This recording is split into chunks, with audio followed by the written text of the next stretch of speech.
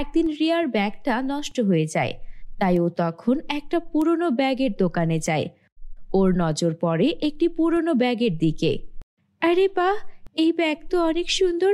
বাড়িতে আমার ব্যাগটা বেশ অনেকদিন ধরে নষ্ট হয়ে পড়ে আছে। একটা ব্যাগের খুব দরকার। আমার শাশুড়ি মাও বলেছিলেন এই ব্যাগটা বদলে অন্য আরেকটা ব্যাগ আনতে, কিন্তু আমার যে আয়ের অবস্থা, আমি কি করে এই ব্যাগটা কিনতে পারবো? এটা নিয়ে যান, এটার দাম খুব কম রাখবো। পুরনো একটা ব্যাগ কেউ নেয় না। একবার এক বুড়ি এই ব্যাগটা মাত্র 500 টাকাতে আমায় দিয়ে গেছে।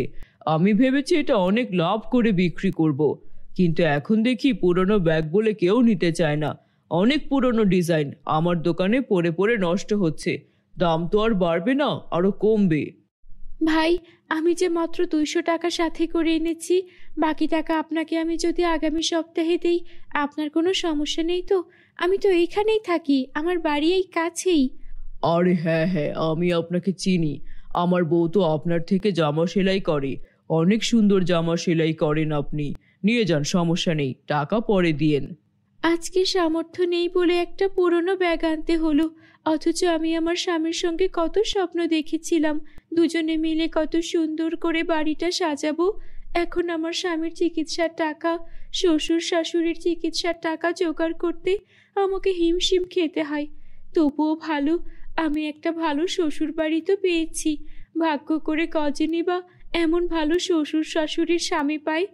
আজকে যদি আমার এই পরিবারের বিপত্তি না হতো, তাহলে তো এত কষ্ট আমাকে করতে হতো না। একদিন সব ঠিক হয়ে যাবে।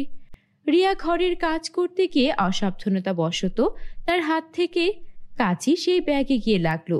সঙ্গে সঙ্গে ব্যাগটায় একটা ফাটল সৃষ্টি হলো, আর সেই ব্যাগ থেকে বেরিয়ে এলো একটা লাল টকটকে পরী, যার নাম জ্যোৎস্না পরী।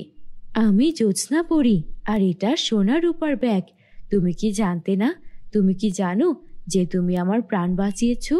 আমি বহু বছর ধরে এই সোনা রূপার ব্যাগে বন্দি হয়ে আছি। এই সোনা রূপার ব্যাগটাকে একটা বুড়ি তান্ত্রিক আমাকে এখানে জাদুমন্ত্র করে বন্দি করে রেখেছিল।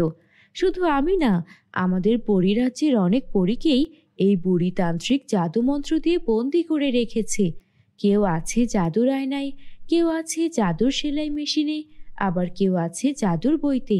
আমি প্রতিদিন তোমার কথা শুনতাম, কিন্তু তোমাকে সাহায্য করার মতো আমার কাছে কোনো উপায় ছিল না, কারণ আমি বন্দি ছিলাম।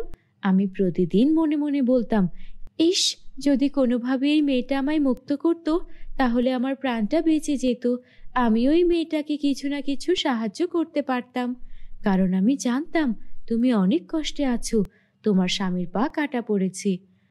আপনি এসব কি বলছেন পরি? আমার মাথায় তো কিছুই ঢুকছে না। আমি তো কিছুই বুঝতে পারছি না। আমি কি স্বপ্ন দেখছি? একদম স্বপ্ন দেখছো না। তবে আমার এই বিশ্বাস ছিল একদিন এই সোনা রূপার ব্যাগ ফেটে যাবে, আর তখনই আমি আমার আগের রূপ ফিরে পাবো। তোমাকে অনেক ধন্যবাদ। আমি তোমার স্বামীর পা একদম ঠিক করে দিচ্ছি। জ্যোৎস্না পরী আকাশের কক্ষে যায় এবং তার পা একদম সুস্থ করে যায়। আকাশ অবাক হয়ে নিজের পায়ের দিকে তাকায়। এই নাও, আমি তোমাকে এই জাদুর শাড়িটাও দিয়ে দিচ্ছি। এই শাড়ি পরে তুমি যখন আমাকে ডাকবে, আমি তখনই তোমার সামনে চলে আসব। আরেকটা কথা মনে রেখো, কখনোই কোনো কিছু নিয়ে লোভ করবে না, কেননা যদি লোভ করো তাহলে সব কিছুই আবার আগের মতো হয়ে যাবে। তোমার স্বামীর পা আবার কেটে যাবে, আর এই শাড়িটাও কিন্তু উধাও হয়ে যাবে। না না পরি, আপনি আমার জন্য, আমার পরিবারের জন্য যা করেছেন, এই ঋণ আমি কখনোই শোধ করতে পারবো না। আপনি আমার পরিবারকে নতুন জীবন দিয়েছেন। আমার কখনো লোভ করতে এতটুকুও মনে চাইবে না। আমি আপনার কাছে চিরকৃতজ্ঞ থাকব। পরি খুশি হয়ে সেখান থেকে চলে গেল আর নিজের রাজ্যে ফিরে গেল। রিয়া যেন নিজের চোখকে বিশ্বাস করতে পারছিল না। রিয়ার পরিবার অনেক খুশি ছিল। রিয়ার জন্য তারা আবারও নতুন করে তাদের জীবন শুরু করতে পারলো। রিয়াও ওর স্বামীকে আবারও সুস্থ রূপে ফিরে পেয়ে অনেক খুশি ছিল, যেন আকাশে নতুন সূর্যের উদয় হয়। তারা সকলে এরপর থেকে সুখে শান্তিতে বসবাস করতে থাকে। বন্ধুরা, তোমরা যারা যারা গল্পটি দেখছো, তোমাদের নাম কমেন্টে লিখে জানাও। আমরা নেক্সট গল্প তোমাদের নাম দিয়ে বানাবো। বন্ধুরা, আমাদের এই গল্পটি তোমাদের কাছে কেমন লেগেছে? ভালো লাগলে একটা লাইক করে দিও আর কমেন্ট করে জানাও। তোমরা যদি আমাদের চ্যানেলে নতুন হয়ে থাকো আমাদের চ্যানেলটিকে সাবস্ক্রাইব করতে ভুলো না যেন। Bye bye. ওদের মায়ের কাছে তাকে নিয়ে যায়। সেই মহিলা অনেকগুলো ডিজাইন ওদের মাকে বলে দেয় আর কিছু টাকা অ্যাডভান্স করে দেয়। আপা, আপনাকে যেমন বলেছি আপনি ঠিক তেমন করে ডিজাইন করবেন, আমি সময় মতো এসে নিয়ে যাব। মহিলার কথা শুনে ওদের মা বলে, আপনি কোনো চিন্তা করবেন না, আর আমি আপনার কাপড় সেলাই সুন্দর করে দেব, আপনি নিশ্চিন্ত মনে বাড়ি চলে যান। তারপর ওদের মা খুব সুন্দর সুন্দর ডিজাইন করতে থাকে। 3 মেয়ে মায়ের ডিজাইন করা কাপড়গুলো মুগ্ধ হয়ে দেখছিল। তখন ওদের মা বলে, সাদিয়া, ভালো করে শিখে রাখো, আমার কিছু হয়ে গেলে তোমার 2 বোনকে তোমারই দেখাশোনা করতে হবে। ওরা ভাবে ওদের মা হয়তো মজা করছে, কিন্তু ওরা দেখে কিছুদিন পর ওদের অজান্তেই ওদের মায়ের শরীরে মরণব্যাধি ক্যান্সার বাসা বাঁধতে শুরু করেছে। ওদের মা অনেক অসুস্থ হয়ে যায় আর কিছুদিনের মধ্যেই ওদের মা মারা যায়। মায়ের মৃত্যুর পর পুরো সংসারের দায়িত্ব এসে পড়ে বড় বোন সাদিয়ার ওপর। তোমরা কোনো চিন্তা করো না, আমি তোমাদের কোনো কষ্ট পেতে দেব না। মায়ের ইচ্ছা ছিল আমি যেন তোমাদেরকে দেখে রাখি, আমি তোমাদেরকে দেখিয়ে রাখবো, অনেক আদর যত্ন করে রাখবো। মায়ের অভাব কখনোই আমি তোমাদের অনুভব করতে দেব না। এদিকে সেই মহিলা নিয়মিত ওদের থেকে কাপড় সেলাই করে নিত। সে যখন আসে আর জানতে পারে ওদের মা মারা গেছে, তখন তিনি খুবই ব্যথিত হন। দেখো, আমি তোমাদের কষ্ট বুঝতে পারছি, কিন্তু তোমাদের মা তো আমার থেকে অনেক টাকা অ্যাডভান্সও নিয়েছিল। এখন তোমরা যদি সেই কাপড় আমাকে সময় মতো ডেলিভারি নাই দিতে পারো, আর দিবে বা কিভাবে? তোমাদের মা তো মারাই গেছেন, আমার টাকাগুলো আমাকে ফেরত দাও। তখন সাদিয়া বলে, আপনি চিন্তা করবেন না, টাকা আপনার ফেরত নিতে হবে না।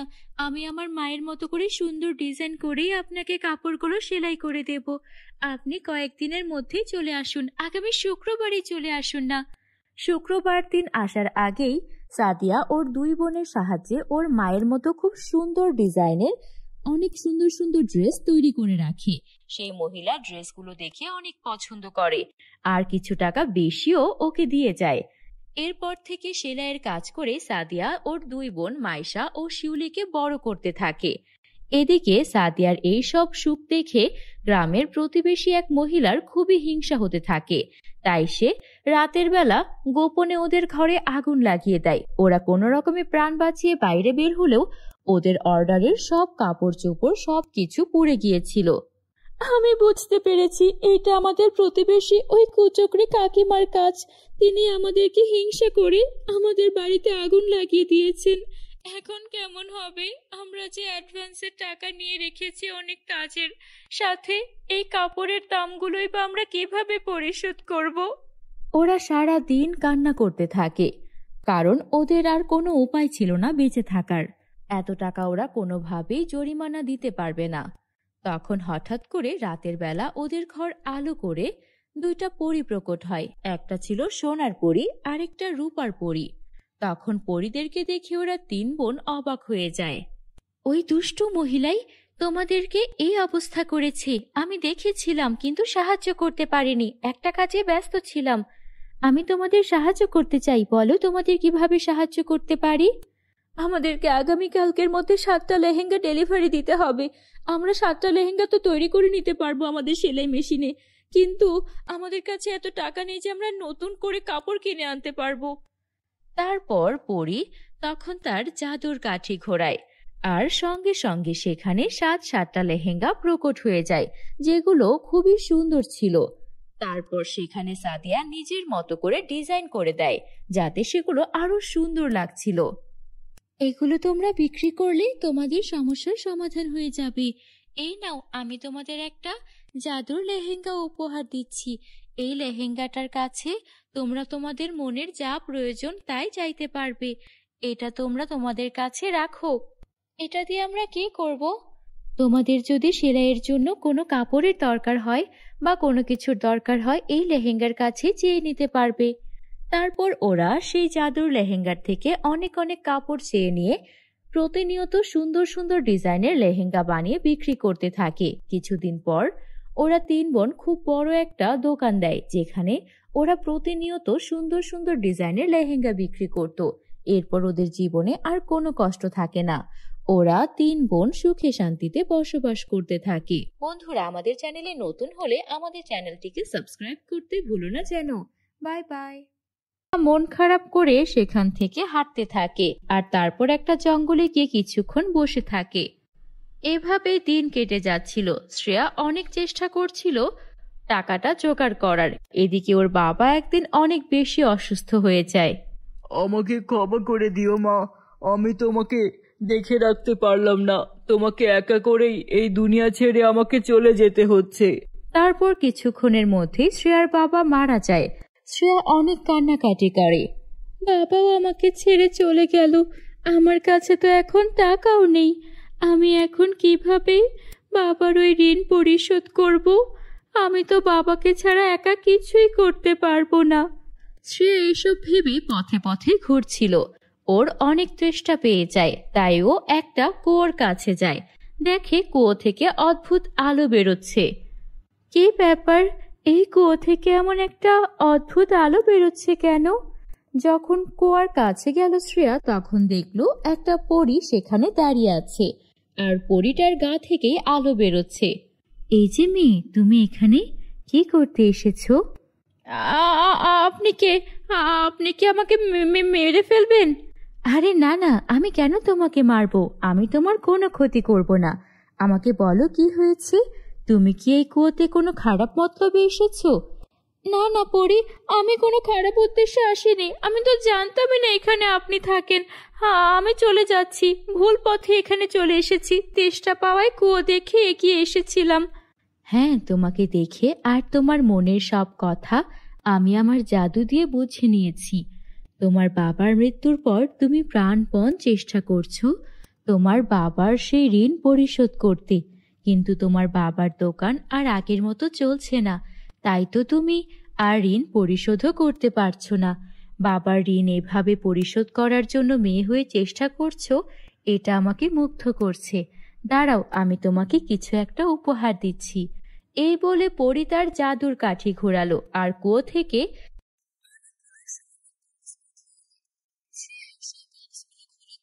সেগুলোর মধ্যে অনেক সুন্দর সুন্দর স্বর্ণের মোহর রয়েছে। এই সবগুলো মোহর তোমার।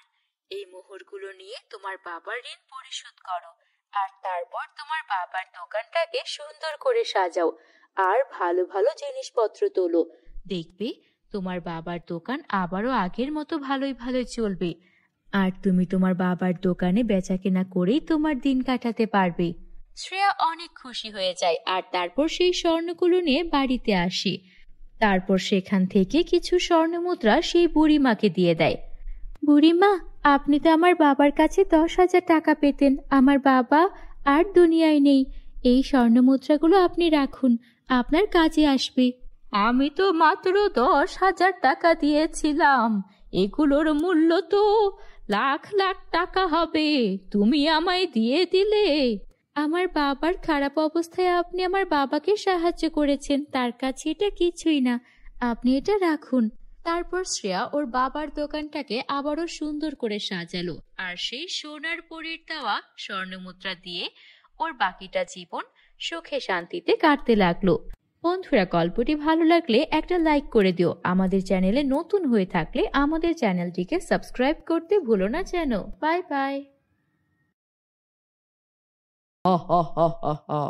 অসুর জাদুর শিকল ছুঁড়ে রাজার হাত বেঁধে ফেলে। রানী রুক্মিণী চমকে ওঠেন এবং রাজাকে হাত বাঁধা অবস্থায় দেখে অনেক কান্না করতে থাকেন। রানী, তুমি কান্না করো না, আমার কিছুই হবে না। আমাদের কন্যারা এই কালো জাদুর হাত থেকে রাজ্যকে বাঁচাতে পারবে। তুমি মনে রেখো, আলো, সঙ্গীত আর স্বপ্নই আসল শক্তি যা ওদের মধ্যে আছে। তারপর দুষ্ট অসুর রাজাকে নিয়ে কালো ধোঁয়ার মধ্যে মিলিয়ে যায়। রানী কান্নায় ভেঙে পড়েন। তখনই রানীর 3 পরিকন্যা সেখানে আসে। মা, তুমি এখানে একা বসে কান্না করছো কেন? আর বাবাই বা কোথায়? তাকে প্রাসাদের কোথাও দেখতে পাচ্ছি না কেন? বড় মেয়ের কথা শুনে রানী কান্না করতে করতে সব ঘটনা বলতে থাকে। সেই সাথে অসুরের শক্তির কথাও বলে। মা, তুমি কান্না করো না, আমরা থাকতে বাবার কোনো ক্ষতি হবে না, সেই সাথে রাজ্যের ক্ষতিও করতে দেব না। মেয়ের কথা শুনে রানী কিছুটা স্বস্তি পান, তাই মেয়েদের সব কৌশল বলে দেন এবং তাদের বিশেষ ক্ষমতা কাজে লাগানোর কথাও বলেন। আমাদের বাবা বন্দী হয়ে গেছেন। আমরা কি তাকে ফিরিয়ে আনতে পারবো? আমরা কি দুষ্ট অসুরকে পরাজিত করতে পারবো?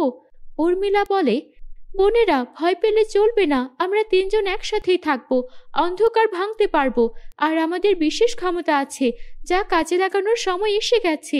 তিলোত্তমা তখন বলে, আপু, আমি স্বপ্নে দেখেছি আমরা তিনজনের হাতে হাত রেখে শক্তি একত্র করলে অসুরকে হারানো সম্ভব। তাহলে চলো, আমরা আর দেরি না করে আমাদের বাবা আর রাজ্য দুটোকেই বাঁচাই। আমাদের এখনই শুরু করতে হবে। তারপর তারা তিন পরী রাজকন্যা তাদের শক্তি প্রয়োগ করে এবং তাদের ডানা দিয়ে আকাশে উড়ে অসুরের গুহার সন্ধান করতে থাকে। তারা তিন পরী রাজকন্যা বোন এক রহস্যময় বনে পৌঁছে যায়, যেখানে বাতাস শীষ দিচ্ছে, গাছগুলো দুলছে। হঠাৎ গাছপালা জীবন্ত হয়ে ওঠে, আর এসব দেখে তারা সেই বনে কিছুক্ষণ অবস্থান করে। তোমরা বাঁচতে চাইলে ফিরে যাও, অন্ধকার তোমাদেরকে গ্রাস করবে, তাই আর সামনের দিকে যেও না। ওদের তিন বোনকে একটা জাদুকরি গাছ ডেকে এই কথা বলতে থাকে। না, তুমি আমাদের আটকাতে পারবে না, আমরা তোমার কোনো কথাই ভয় করি না। উর্মিলার কথা শুনে গাছগুলো শান্ত হয়ে যায়, তাদেরকে ছেড়ে দেয়। চারিদিকে আলোর ঝলকানি। তিলোত্তমা হেসে বলে, দেখলে, ভয় ভাঙতে আমাদের শক্তি যথেষ্ট। এবার আমাদের দুষ্টু অসুরের গুহায় যেতে হবে। এই কথা বলে তারা তিন পরী রাজকন্যা অসুরের গুহার দিকে এগিয়ে যায়। তারা একটা গুহার কাছে পৌঁছে যায়। তখন কালো পোশাক পরা এক নারী সামনে আসে, যে অসুরের সহযোগী।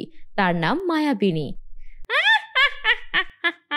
তোরা রাজকন্যারা কি ভেবেছিস কালো জাদুকরের দুর্গে পৌঁছানো এত সহজ? তোরা বাঁচতে চাইলে ফিরে যা। তুমি কে? কে তুমি? আমাদের পথ আটকাচ্ছ কেন? আমরা অসুরের কাছে যাব, তুমি আমাদের যেতে দাও। আমি অন্ধকারের রানী, আমি তোদের স্বপ্ন ভেঙে দেব।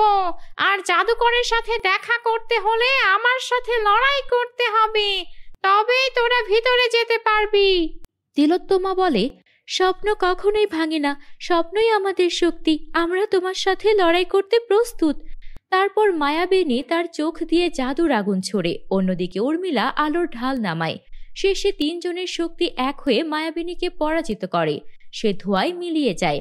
তারা তিন পরী রাজকন্যা বোন কালো দুর্গে প্রবেশ করে। তখনই তারা তাদের হাত বাঁধা বাবাকে দেখতে পায়। তখনই উর্মিলা, নলিনী ও তিলোত্তমা কান্নায় ভেঙে পড়ে। অবশেষে তোমরা এলে। ভেবেছ আমাকে হারাতে পারবে? হা হা হা হা হা।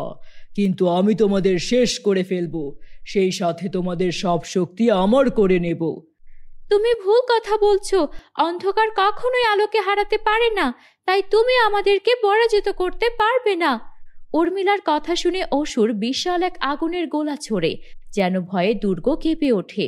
অন্যদিকে তিন পরিকন্যা একসাথে দাঁড়ায় এবং তাদের তিন শক্তি এক হয়ে বিশাল এক আলোর ছটা তৈরি করে। অসুর চিৎকার করে ধোঁয়ায় মিলিয়ে যায়। দুর্গ ভেঙে পড়ে, রাজা প্রতাপ মুক্ত হয়ে যান, যা দেখে তারা তিন পরিকন্যা আনন্দে হাসতে থাকে।